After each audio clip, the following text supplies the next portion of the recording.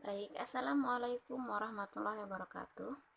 Perkenalkan, nama saya Lili Rosdiatul Sitoni, dan dalam video kali ini saya akan menjelaskan tentang PowerPoint English Summary dari segmen minggu kemarin. Nah, first materi di sini ada The Young Language Learner atau the Young Language Learner ini didesain the children into the two main groups. Nah, grup yang pertama itu terdiri dari umur 5 up to 7 years old. Nah, anak pada usia ini sudah bisa memberikan opini atau sudah bisa beranjak berdiskusi menggunakan bahasa Inggris. Nah, and the second means is 8 to 10 years old.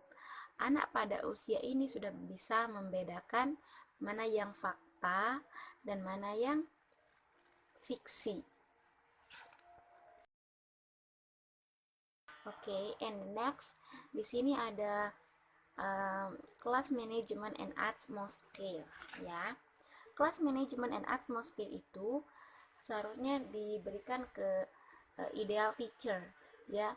Nah, di sini ideal teachernya itu bisa memberikan humor, mempunyai selera humor, lanjut ke berpikir terbuka atau open minded, bisa beradaptasi, sabar, bisa memposisikan dirinya sebagai seorang guru dan juga sebagai seorang teman.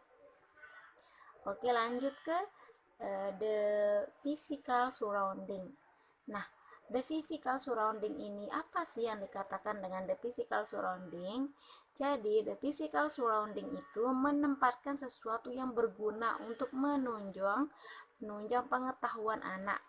Contohnya seperti menempelkan logo-logo atau menempelkan huruf-huruf abjad pada wall atau apa sih, dinding. Nah, jadi make sure environment in surrounding of pupils is really good ya. Jadi memanfaatkan environment sebaik mungkin supaya the children bisa mendapatkan edukasi ketika ia sedang bermain, atau bisa dikatakan dengan learning process. Jadi belajar seketika itu dan langsung mempraktikkan. Next ke materi yang ketiga atau third materi. Di sini materi yang ketiga ada arranging the decks ya. Jadi arranging the decks itu based on the teacher. Jadi bebas ke pendidik atau bebas ke guru mau membuat arranging the decks-nya itu kayak gimana. Nah, di sini saya sudah membuat beberapa arranging the decks. Nah, yang pertama itu menyesuaikan dengan murid. Tinggi di belakang dan yang pendek bisa duduk di depan, sehingga ketika yang pendek berada di depan, dia tidak akan merasa terhalangi oleh temannya yang ada di depannya atau temannya yang bertubuh lebih tinggi atau lebih besar daripada dia. Seperti itu. Tapi dalam dunia nyata yang sering saya temukan pribadi, yang berada di posisi paling depan atau di bangku paling depan itu adalah anak yang lebih pintar daripada teman-temannya atau mempunyai kemampuan yang lebih bagus daripada teman-temannya atau lebih bisa menangkap pembelajaran lebih cepat daripada teman-temannya. Nah, itulah tugas seorang guru agar merangkul anak yang kita pahami anak itu kurang dalam mempelajari atau kurang dalam menguasai pembelajaran. Oleh karena itu, kita memberikan posisi pada anak itu untuk duduk di bangku terdepan, sehingga anak itu bisa merasakan, oh, saya dirangkul, saya diperhatikan. Jadi saya harus bisa untuk menerima materi sebaik mungkin. Jadi itulah memberikan motivasi kepada anak tanpa harus dengan kata-kata, akan tetapi dengan perbuatan. Nah, di sini ada the second, arranging the decks. Nah, posisi ini adalah posisi yang sering saya praktikkan pas saya masih di sekolah. Jadi, dengan posisi ini saya tidak. Sini materi yang ketiga ada arranging the decks ya. Jadi arranging the decks itu based on the teacher. Jadi bebas ke pendidik atau bebas ke guru mau membuat arranging the decks-nya itu kayak gimana. Nah, di sini saya sudah membuat beberapa arranging the decks. Nah, yang pertama itu menyesuaikan dengan murid.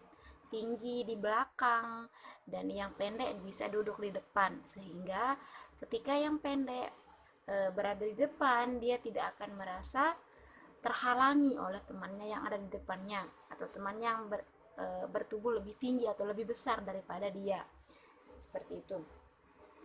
Tapi dalam dunia nyata yang sering saya temukan pribadi, yang berada di posisi paling depan atau di bangku paling depan itu adalah anak yang lebih pintar daripada teman-temannya atau mempunyai kemampuan yang lebih bagus daripada teman-temannya atau lebih bisa menangkap pembelajaran lebih cepat daripada teman-temannya.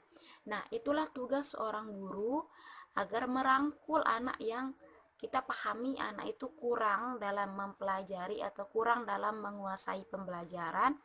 Oleh karena itu, kita memberikan posisi pada anak itu untuk duduk di bangku terdepan, sehingga anak itu bisa merasakan, oh saya dirangkul, saya diperhatikan. Jadi saya harus bisa untuk menerima materi sebaik mungkin.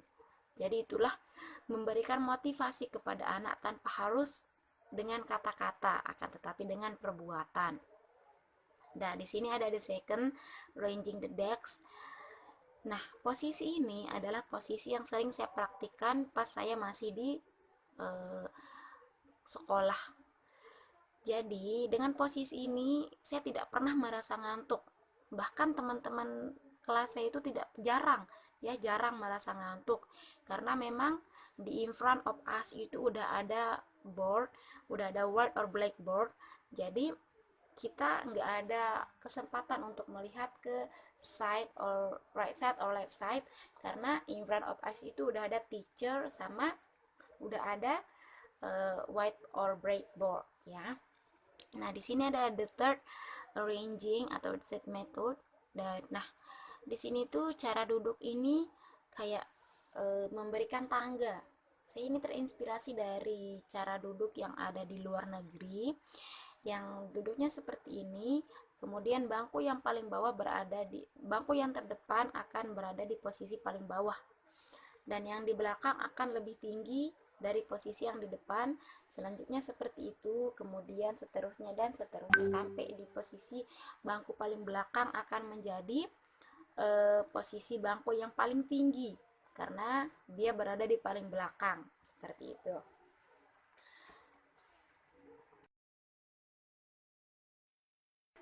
Oke, the next ada best work atau memberikan siswa pengalaman kerja. Nah, bagaimana cara memberikan siswa pengalaman kerja? Nah, dengan cara kita giving the topic. Nah, sesuai kasih anak itu topik atau kasih murid topik sesuai dengan apa yang anak sukai. Contohnya, anak suka dengan binatang, maka kita harus memberikan anak materi atau topik yang bersangkutan dengan binatang atau yang berkaitan dengan binatang sehingga anak bisa enjoy ketika praktik. Nah, dan anak juga akan merasa interesting untuk belajar berbicara dan berbahasa. Selanjutnya, managing the time. Nah, managing the time itu mengatur waktu dan memulai sampai mengakhiri, sampai akhir ya, sampai selesai. Waktu ini, managing the time ini harus menghargai waktu. Jadi, ketika waktunya untuk memulai, maka kita harus memulai. Dan ketika waktunya untuk mengakhiri, kita juga harus mengakhiri meskipun itu sedang berada di puncak dari kesenangan anak untuk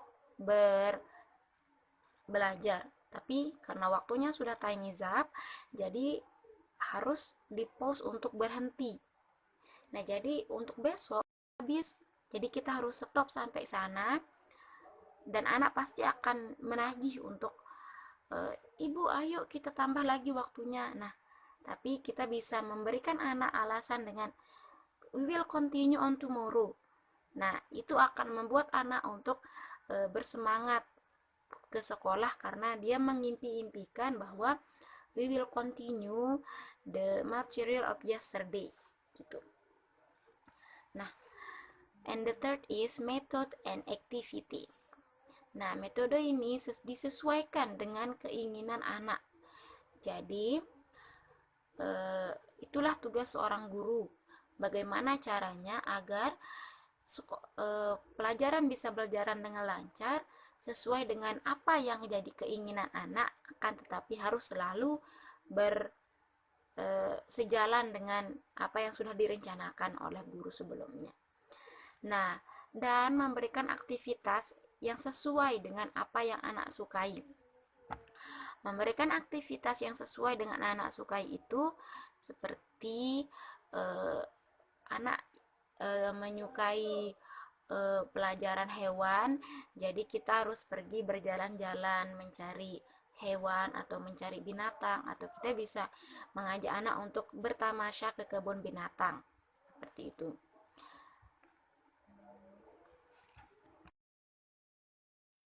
Well, and the last one is planning to teach EFC. Nah, merancang sesuai pembelajaran. Jadi sistem atau pembelajarannya itu harus dirancang dari sebelum mulai masuk ke dalam kelas. Apa sih gunanya?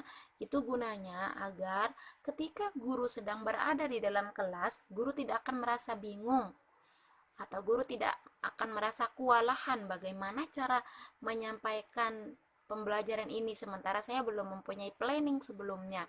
Bagaimana cara saya harus menangani anak-anak yang seperti ini karakternya, yang seperti ini karakternya, karena saya sebelumnya belum mempunyai planning. Nah, itulah sebabnya harus ada silabus, RPPH atau RPP untuk memberikan aktivitas-aktivitas atau untuk merancang bagaimana jalannya pembelajaran yang akan dilaksanakan di dalam kelas. Nah, adanya silabus, RPP atau RPPH itu akan kosong tanpa adanya media yang digunakan. Nah, lalu apa media yang akan digunakan? Itulah tugasnya ketika libur atau ketika ada waktu luang. Jadi, guru harus mengadakan rapat untuk menyepakati media yang akan digunakan. Seperti media pembelajaran, apakah media pembelajaran itu akan dibuat oleh masing-masing guru atau dibuat oleh guru secara berkelompok, atau media pembelajaran itu akan dibeli seperti itu. Nah, selanjutnya ada materi yang akan diberikan. Itu ada materi yang dibuat oleh guru atau ada materi yang dihasilkan ketika rapat guru, dan ada juga materi yang diambil dari sekolah lain atau dibeli dari sekolah lain atau dilihat dari internet seperti itu. Baik, mungkin sekian video kali ini, kurang lebihnya mohon maaf. Maaf kalau lightingnya kurang bagus karena saya merecord video ini pada malam hari. Sekian, assalamualaikum warahmatullahi wabarakatuh.